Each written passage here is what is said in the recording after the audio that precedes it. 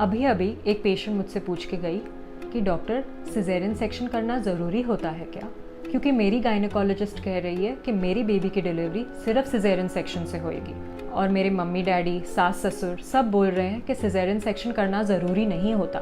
ये एक ज़रिया होता है जिससे डॉक्टर पैसे बनाना चाहते हैं, नहीं तो हॉस्पिटल का बिल बढ़ाना है या डॉक्टर के पास टाइम नहीं होगा नॉर्मल डिलीवरी करने के लिए। ये सब अफवाहें हैं और इन्हें क्लैरिफाई करने के लिए मैं आज डॉक्टर देविका चोपड़ा आपसे सिजेरियन सेक्शन के बारे में बातचीत करूंगी।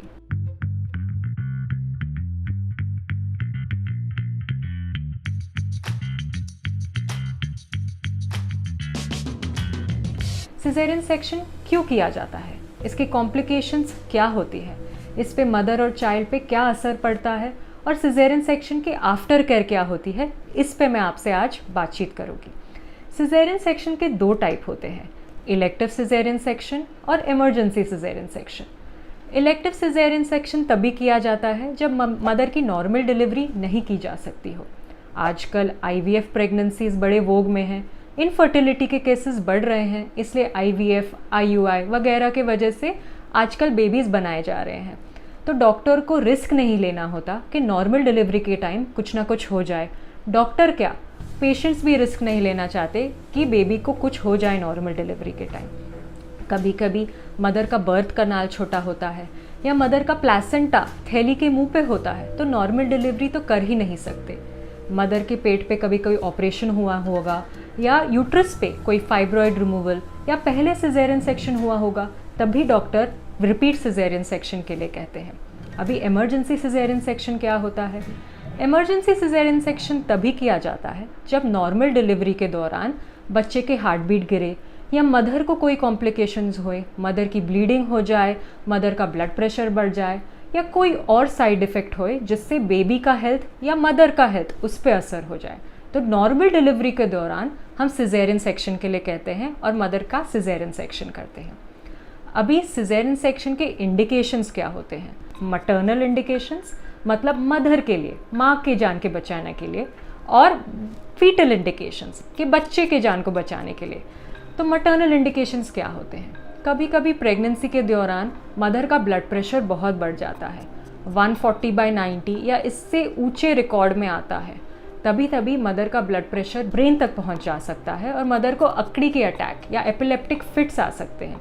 उसको रोकने के लिए बच्चे की डिलीवरी तुरंत करनी पड़ती है और बच्चे की डिलीवरी के लिए हम सिजेरियन सेक्शन सजेस्ट करते हैं। कभी कभी मदर का शुगर बहुत बढ़ जाता है, डायबिटीज़ बहुत बढ़ जाती है, इससे इन्फेक्शन के चांसेस होते हैं। मदर को यूरिन इन्फेक्शन हो सकता है, वजाइनल इन्फेक्शन हो सकता है, ब्लड का इन्फेक्शन हो सकता है। तभी तभी डॉक्टर बोलते हैं कि बच्चे को इन्फेक्शन ना पहुंच जाए, इसलिए हम सिजेरियन सेक्शन करेंगे। अभी बच्चे के जान को बचाने के लिए क्या इंडिकेशंस हो सकती हैं? कभी कभी बच्चा बहुत प्रीमेच्योर होता है या मदर की थैली फट जाती है, मतलब पानी बाहर निकल जाता है, तो वो बच्चा प्रीमेच्योर होता है और वो बच्चा नॉर्मल डिलीवरी के कॉन्ट्रैक्शंस नहीं ले पाएगा। कभी कभी बच्चा बहुत छोटा होता है, उनका वेट 2.5 किलोस या 2.5 किलो से कम होता है।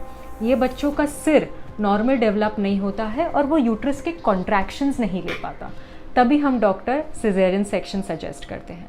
और उसके ऑपोजिट एंड पर बच्चे का साइज़ कभी कभी 3.5 किलो से ऊपर 4 किलो तक हो जाता है और बेबी कैसे बाहर निकलेगा? नॉर्मल डिलीवरी के टाइम तो बच्चा ऐसा नहीं निकल सकता, तभी हम सिजेरियन सेक्शन कहते हैं। कभी कभी बच्चे के नेक के अराउंड अम्बिलिकल कॉर्ड होता है, वो टाइम पे नॉर्मल डिलीवरी के दौरान बच्चे का हार्ट बीट गिर सकता है, तो हम सिजेरियन सेक्शन के लिए करते हैं। तो ये सब इंडिकेशंस हो जाते हैं। कॉम्प्लिकेशंस, सिजेरियन सेक्शन की कॉम्प्लिकेशंस क्या होती हैं? हर पेशेंट मुझसे ये पूछता है, डॉक्टर ऑपरेशन बड़ा है, कॉम्प्लिकेशंस क्या होंगे?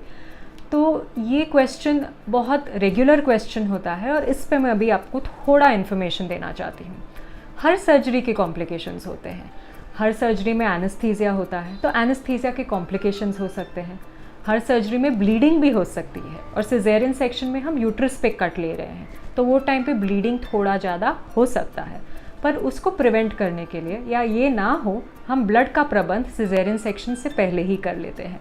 इन्फेक्शन भी हो सकता है, ऑफ कोर्स हम कट ले रहे हैं, अंदर बॉडी के ऑर्गन पे जब कट लिया जाता है तो इन्फेक्शन के चांसेस हो सकते हैं। तो हम सिजेरियन सेक्शन करने से पहले पेशेंट को एंटीबायोटिक्स देते हैं और वो एंटीबायोटिक्स हम कंटिन्यू करते हैं। सिजेरियन सेक्शन ख़त्म होने के बाद पेशेंट के डिस्चार्ज के बाद भी 5 दिनों तक हम पेशेंट को एंटीबायोटिक देते हैं। तो ये सब कॉम्प्लिकेशंस हो गए।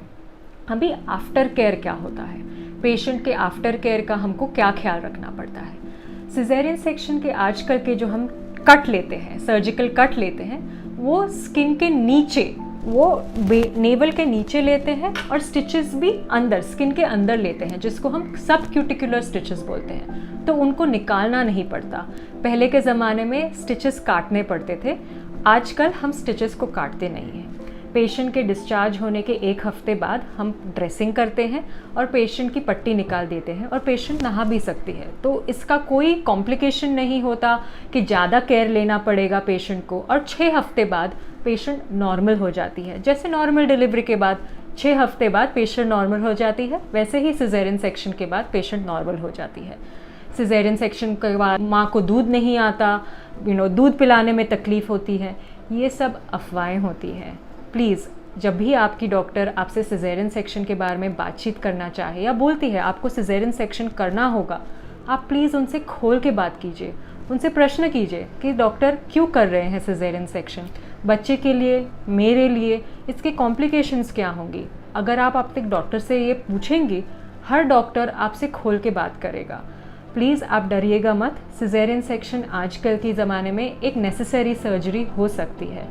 और अभी अगर आपको कोई भी सवाल करने हो तो नीचे के कमेंट सेक्शन में आप मुझसे भी पूछ सकती हैं और मैं आपका जवाब ज़रूर दूंगी। धन्यवाद।